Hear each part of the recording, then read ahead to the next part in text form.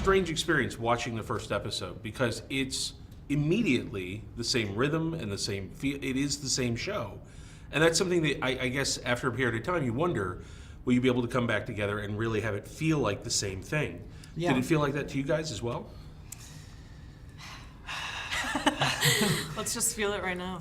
Yeah, to me, as soon as the music goes over it, Yeah. it feels exactly like the show, and obviously all the other elements. Yeah. Not just you couldn't just put the music No, you over went with music, that's stock fine. footage of a flower I'm gonna blossom. go with, which I think is how they were gonna open it.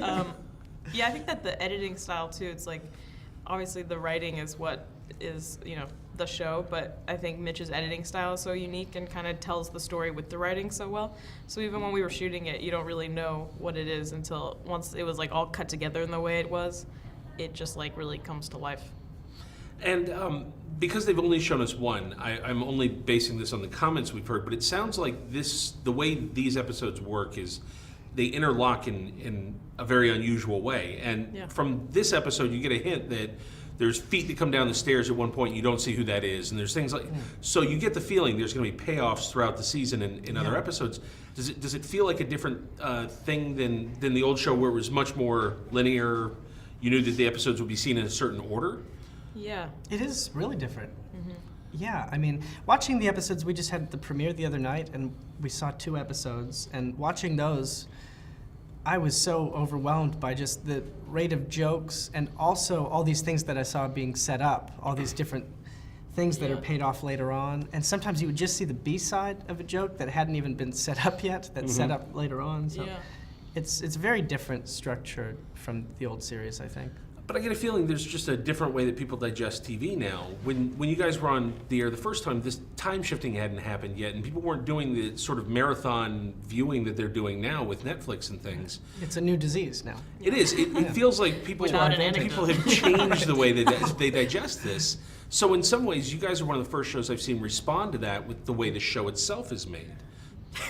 Yeah, I feel like you described it to us, but it still wasn't like made clear until just now, until you said that. Yeah. Do you know what I mean? Yeah. Like the way we were It's hard to shooting wrap your it head around. was not like, oh, right, this is how we're gonna do this thing. It was like, let's just try this and see what happens. Like it was still very fly by the seat of your pants, which is like the show was, but as you said, because we had a week to be like, we're doing this story, these storylines, we just had that to process. But we were like processing 15 scripts at once, every scene you're doing. It's like a pretty giant much. movie. Yeah, huge. And you don't, and like some stuff wasn't even written yet. So that you're like shooting stuff and you're like, but we don't know what I just came from. Okay, that's fine. We don't need to know. And we were just kind of go into it blind. To some degree, it feels very strange to actually be sitting here talking about Arrested Development again, because for so long, I felt like when the question would come up at a junket, it was, I have to ask because I'm going to get yelled at if I don't. Any news yet? And that's been going on for so long that And people still ask it. People still say, so what's up with the movie? And I'm like, buddy, you missed the press junket. It's on Saturday. So now that's the next thing that people can start asking you about incessantly.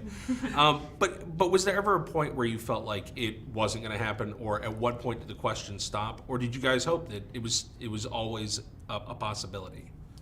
It had been in discussion since the show wrapped, basically. Yeah. And I was skeptical right up until we were actually shooting it, just because there had been so many conversations, and then a year would go by, and then another year would go by. And Yeah, a lot of like false starts. a lot of false starts. So I never really knew how real it was. It felt to me like the only time I heard about it was when people asked about it for a long time. And then it finally became a reality. I'm still questioning whether it'll fully. Will it actually air? Yeah. Is this all some elaborate ruse? So, Michael, you ended up in the writer's room this time, is that true? Yeah. And was that something that you asked to be part of? Was it something they asked you to do? I think You received a handwritten letter, didn't you? Yeah. And it said check yes, check no, check baby. The golden ticket on it. Golden stamp. I think I probably asked, through some subterfuge, I kind of weaseled my way in. Or implied to Mitch that I would love to even just go in for a day. And then Mitch was just so generous with the offer, and he just kept extending the offer and until he asked me to be on the staff. And any day you were shooting as like an actor, they like missed you in the room. They would always be like, we need you back in there. Well, Because Michael won't say it, but they like loved him in the room. Thank you, Alia. They loved him. Thank you, Alia. It was a small group this year. It was really like normally 5 guys in there, or sometimes 4. Some days 8, but normally it was a really small group, and Mitch would be on set the whole time directing. So, and everyone was trying to kind of figure out the story just by basically picking up these clues that they got from Mitch, or he would call with an assignment, or it was just a lot to kind of keep in mind. So when he wasn't in the room, it was up to Dean Lorey to keep things moving forward, and he was amazing. I don't know how he did that. Seeing you guys constantly since in other films and in other television projects and things, it does not feel to me like there's been a massive change.